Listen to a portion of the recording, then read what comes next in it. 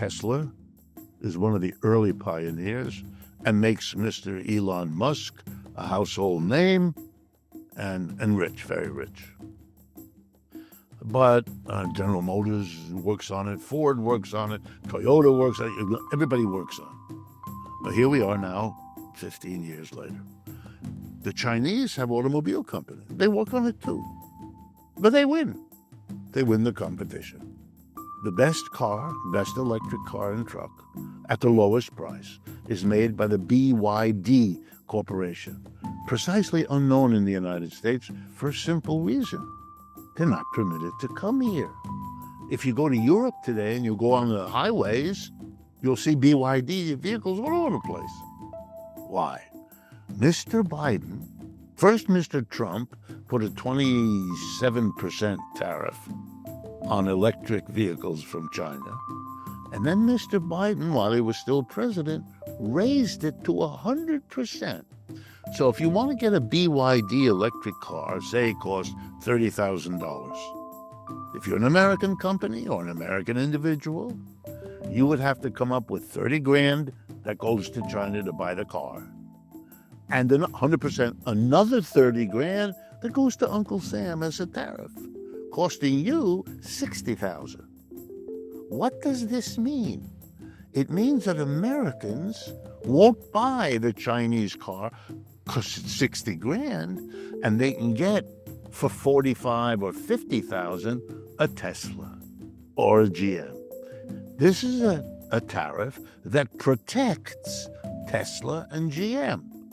That's why it's there.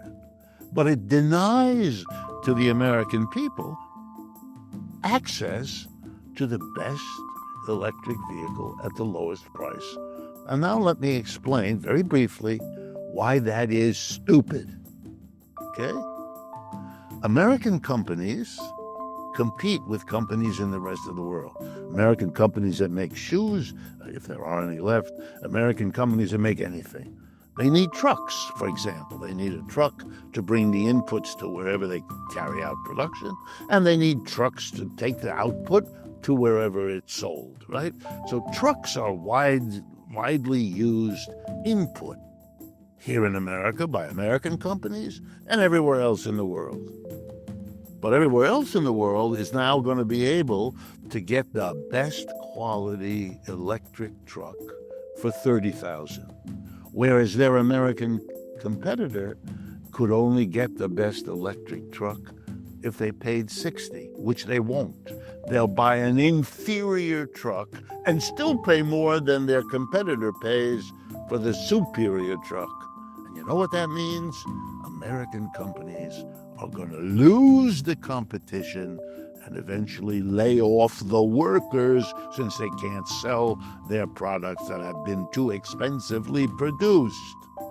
So you're protecting the workers at GM and Ford, but at the expense of not only many other American workers, but I can tell you as a mathematical economist, we cannot know whether the jobs we protect in the automobile industry won't be overwhelmed by the jobs we lose as a result of this tariff. Okay, we live in a society, which I may jump ahead in our conversation, in which we allow a president to do Mr. Trump, to do remarkable things. One, to constantly misspeak about tariffs. By now it's intentional, because we're going to hit the Chinese. Chinese people don't pay our tariffs. We do. The tariff is a tax on imports. All right? That means the Republican Party, for 100 years, the party advocating tax cuts, has become overnight a party championing taxes, namely tariffs. That already ought to make people go, what's going on here? But he slides out from that by having large numbers of Americans, all the polls show it, think that the tariff is paid by the people over there, non-American. It isn't. No, it's real simple. It isn't. But number two, he never tells you what are the, how do I put this? What are the negatives? What are the side effects of a tariff? Now, tariffs have been around for centuries. There is an immense literature in economics about tariffs. There's nothing new about it. There's nothing unheard of. If you take a course in international trade, in any economics program that I'm familiar with, and I'm familiar with a lot of them, I've taught this material. You teach it. There's a segment of the course about tariffs. And what you do is you teach, when are tariffs used? What do they achieve? What are the problems? What are the negative and positive? And they're both side effects. But we have a president who talks about this is a win-win-win-win situation. This is moronic. It doesn't understand the literature, which never says that. It doesn't understand even what it is doing. And it's a continual fooling of the people into thinking that, we're going to reshore, bring industry back because we're going to make it too expensive for them to. Yes, there'll be some of that. But there'll be all these other things which the literature is full of, because these are lessons that have been learned by people who did this. All of this is magicked away. It's a stunning, that Mr. Trump, he doesn't understand it. It's clear to me, because if he did, the level of lying, maybe he's capable of it, but I'll give him the benefit that I find that hard to understand. But that the New York Times and the others, Paul Krugman writes for the New York Times. He's a Nobel Prize, and his specialty is international trade. He knows. Come on. And many like him know. But there's this America, and that's, again, the legacy of the Cold War. You don't. Even this weird Trump character, because these are often liberals that don't like him, they can't bring themselves to be reasonably critical. That may change, but for the moment, I'm here explaining the economics of tariffs to people. I do it all the time because they ask all the time, and you should see them in the audiences. They're all. That's because I'm telling them something that they don't know, and that's not their fault. That should be.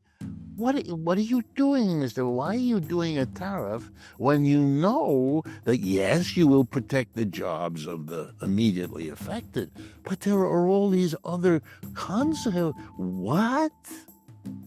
It's like announcing I'm taking over the Panama Canal.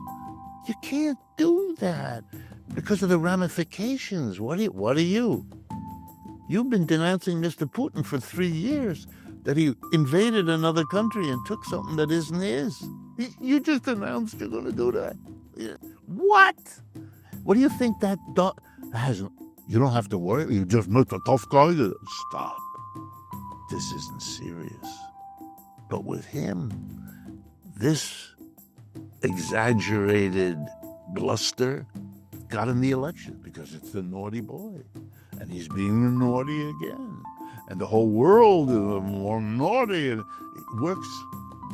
But man, those negative side effects, they don't go away because you pretend they're not there. That's like the little child, and I did this with you, I'm sure. The little 3-year-old confronts the scary doggy in the park, and he or she puts their little hands in front of their eyes because they think if they can't see the dog, it won't be there. But by the time they're 4 or 5 years old, they have learned the lesson. You can do that. The doggy's still there. Mr. Trump and this country are engaged in levels of denial that I look at and I go, wow. What is going on in a society that would do this? Why self-delude? What possible?